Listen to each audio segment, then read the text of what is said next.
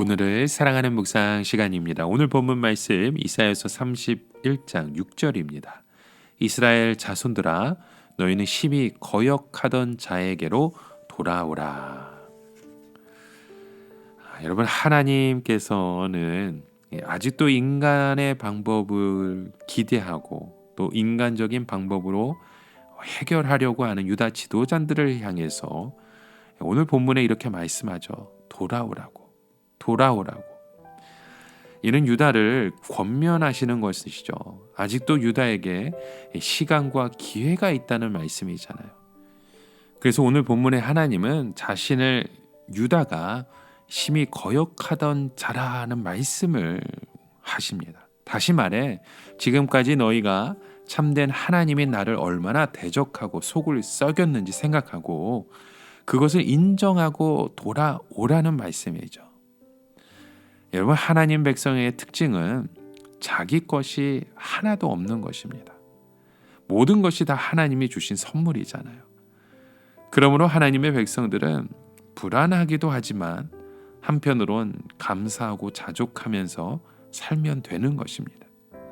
때문에 하나님의 백성들은 잘 살아도 감사해야 되고 못 살아도 감사해야 하는 거죠. 건강해도 감사해야 되고 병들어도 감사해야 하는 것입니다.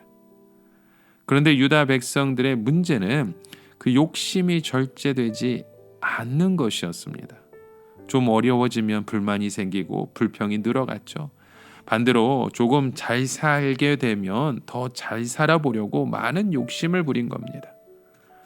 여러분, 우리가 운전을 배우고 나서 운전 실력이 조금씩 나아지면 어떻게 합니까? 자꾸 속력을 높이려고 하죠.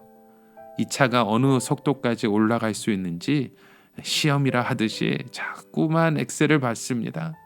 그러다가 자칫 실수를 하게 되면 대형 사고가 날 수밖에 없잖아요. 그러나 경험이 많은 운전자들은요, 그렇게 하지 않습니다. 굳이 기분을 내기 위해 속도를 올리지 않아요. 그러니까 먼 거리도 안전하게 운전할 수 있는 것입니다. 하나님께서 유다 백성에게 원하시는 것은 수도승 같은 삶이 아니었습니다. 하나님께서 그들을 축복하실 때, 다시 말해 한창 잘 나갈 때 조금 속도를 줄여서 너무 욕심에 도취된 삶을 살지 말라는 뜻인 것입니다. 지혜로운 사람은 그럼 어떻게 합니까? 한창 일이 잘 되고 정신없이 바쁠 때 속도를 조절하는 것이죠. 그런 식으로 계속 나가면 내가 일을 하는 것이 아니라 일이 나를 부리시는 식으로 되어 일에 끌려가기가 너무 쉽습니다. 그래서 무서운 것이 욕심의 눈이 어두워지는 것입니다. 이 룻기에 보면 보아스라는 남자가 등장하잖아요. 그는 베들레헴의 유력한 사람이었습니다. 모처럼 베들레헴의 풍년이 들었을 때 보아스는 가난한 사람들에게 관심을 가졌죠. 보통 사람들 같았으면 오랜 흉년에 이제 풍년이 들었다면 더 많은 곡식을 거두어서 나의 부족함을 채우고자 하잖아요. 하지만 보아스는 그렇게 하지 않았습니다. 이미 있는 것으로 족하다고 생각해서 추수한 곡식을 더 악착같이 모으려 하지 않고 가난한 사람들을 돌아보다 이방인 여자 룻을 바라보게 되었던 것이죠.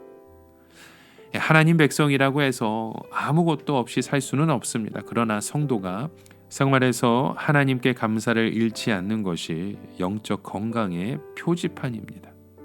감사가 없어지고 불만과 불평이 많아지는 것은 하나님으로부터 멀어지는 증거입니다.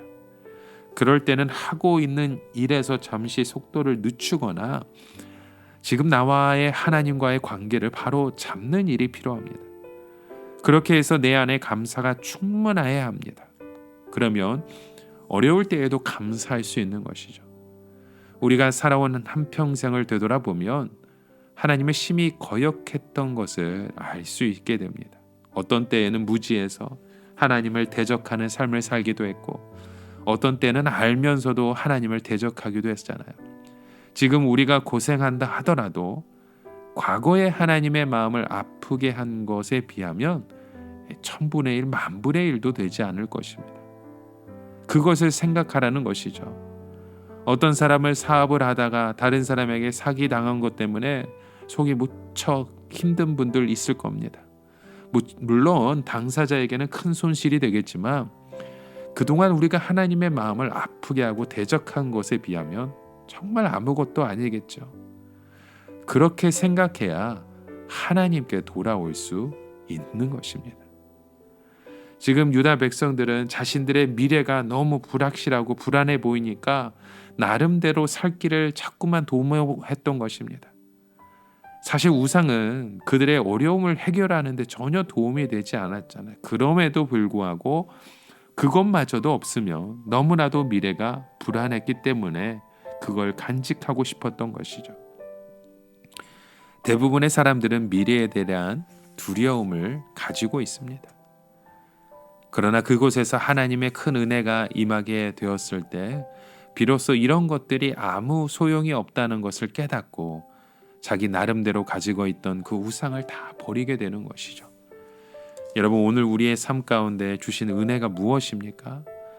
우리의 욕심으로 다른 것에 눈에 돌리는 것이 아니라 우리는 하나님의 은혜 앞에 감사하며 주어진 것에 감사로 고백하며 주님 앞에 돌아오는 일입니다.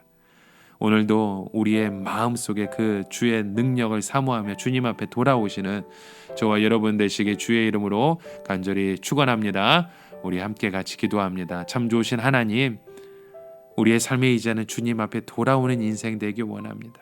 주의 능력의 손길로 우리의 삶을 돌이키게 하여 주시고 오직 주 예수 그리스도의 이름으로 만족할 수 있는 귀한 주님의 백성 되게 하여 주시옵소서. 예수님의 이름으로 기도드립니다. 아멘.